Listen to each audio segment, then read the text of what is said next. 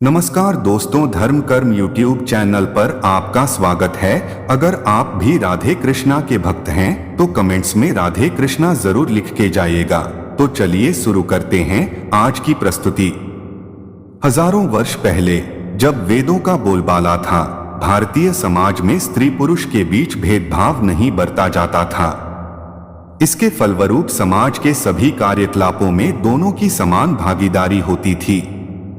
पुराणों के अनुसार जनक की राजसभा में महापंडित याज्ञवल्क्य और मैत्रेयी नामक विदुषी के बीच अध्यात्म विषय पर कई दिनों तक चले शास्त्रार्थ का उल्लेख है।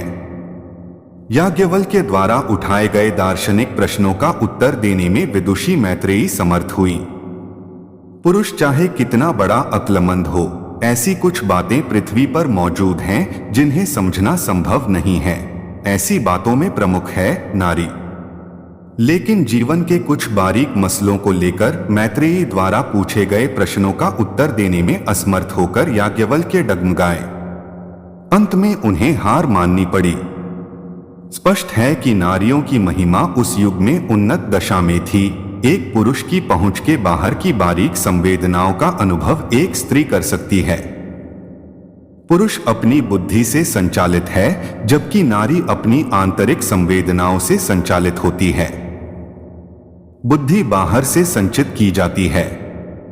बुद्धि जिस स्तर पर प्राप्त होती है वह उसी स्तर पर काम करती है। लेकिन आंतरिक संवेदना बाहरी मैल से अछूती रहने के कारण पवित्र है। यही नहीं, बुद्धि की तुलना में श्रेष्ठ भी है। इसलिए नारी संवेदना के स्तर पर पुरुष की अपेक्षा उन्नत होती है। फिर नारी जिस सम्मान की अधिकारिणी है, उसे वह आदर सम्मान देने से समाज क्यों मुकरता है? प्रत्येक जमाने में पुरुष शरीर के गठन की दृष्टि से नारी की तुलना में अधिक बलवान रहा है। किसी देश में बाहरी शक्तियों का आक्रमण होने पर विदेशी सेना वहां की नारियों को ही अपना पहला लक्ष्य बनाती है। ऐसे मौकों पर शारीरिक दृष्टि से अबला नारियों की रक्षा करने का दायित्व पुरुषों पर होता था। इससे फायदा उठाकर नारी को घर की चारदीवारी के अंदर बंद रखने की प्रथा तभी से शुरू हुई। पुरुष को प्रमुखता देते हुए समाज के नियम बनाए गए। अधिकार का स्वाद चखने के बाद पुरुष वर्ग नारी को बंद रखने की इस प्रथा को बदलने के लिए राजी नहीं हुआ। पुरुष प्रधान समाज ने ऐसे विधि विधान बनाए जिनके तहत नारी को उसके जन्म से पहले ही उसके न्यायोचित अधिकारों से वंचित रखा गया। भारत में ही नहीं, विश्व के प्राय सभी देशों में पुरुषों को प्राथमिकता देने के जो कुचक्र रचे गए, नारी इनकी शिकार बनी। कुछ एशियाई देशों में ऐसे कानून बनाए गए थे जिनके मुताबिक पुरुष का वध किए जाने पर अपराधी को मृत्युदंड देने का विधान था। लेकिन नारी की हत्या करने पर वह गुनाह नहीं माना जाता था। स्त्री के खिलाफ पुरुषों ने नियम क्यों बनाए?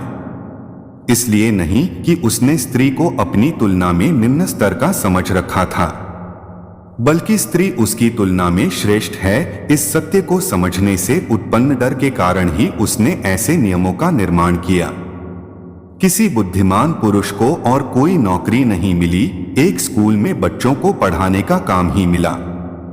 एक दिन उसने कक्षा में बालक बालिकाओं से पूछा, पता है पृथ्वी का वजन कितना है? गृह कार्य के रूप में यह प्रश्न पूछा गया था। कुछ एशियाई देशों में ऐसे कानून बनाए गए थे जिनके मुताबिक पुरुष का वध किए जाने पर अपराधी को मृत्युदंड देने का विधान था, लेकिन नारी की हत्या करने पर वह गुनाह नहीं माना जाता था। बच्चों ने माता पिता से पूछकर उन्हें तंग किया।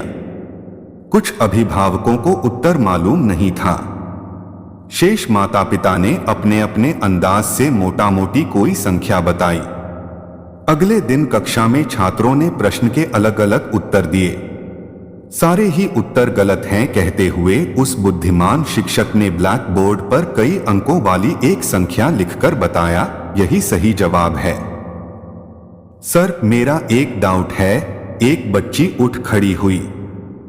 आपने जो संख्या बताई है वह गणना पृथ्वी पर रहने वाले लोगों को मिलाकर है या उन्हें छोड़कर?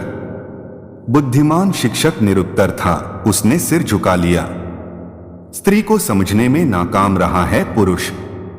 चाहे कितना बड़ा अक्लमंद हो, ऐसी कुछ बातें पृथ्वी पर मौजूद हैं जिन्हें समझना संभव नहीं है। ऐसी बातों में प्रमुख है नारी। विश्व के कई विषयों का वैज्ञानिक विश्लेषण करके समझने में पुरुष समर्थ था, लेकिन उसके लिए पास में ही रहने वाली नारी की बारीक संवेदनाओं को समझना संभव नहीं हुआ। जो चीज अबूझ होती है उसके प्रति डर पैदा होना स्वाभाविक है। इसी भय के कारण पुरुष ने नारी को अपनी नजर ऊंची करने का भी अधिकार नहीं दिया, उसे दूसरे दर्जे का बनाए रखा। इसमें पुरुष का शारीरिक बल काम आया।